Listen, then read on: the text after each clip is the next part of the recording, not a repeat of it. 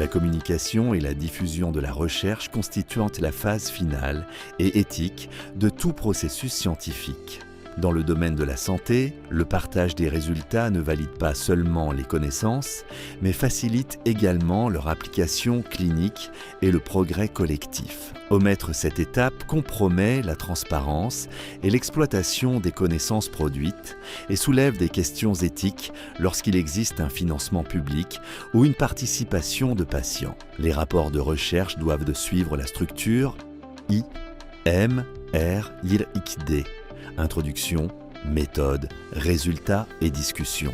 Accompagné d'un titre, d'un résumé, de mots-clés et d'une bibliographie. Le titre et le résumé sont déterminants, car ils sont généralement les éléments les plus consultés et conditionnent la visibilité dans les bases de données.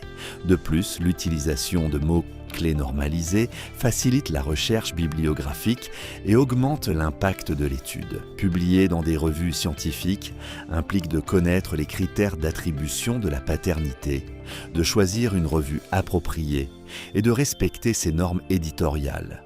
L'accès libre, Open Access, a élargi la diffusion des connaissances, bien qu'il pose des défis tels que les coûts de publication ou les questions de droit d'auteur. Des répertoires et des outils existent pour aider à identifier la revue la plus adaptée au travail réalisé. Enfin, rédiger avec clarté, rigueur et concision est indispensable. Il est recommandé d'éviter la première personne, de privilégier les phrases courtes, d'éliminer les expressions ambiguës et d'adapter le style au type d'article. La diffusion des résultats doit être aussi soignée que leur production. C'est ainsi que la recherche peut remplir sa finalité.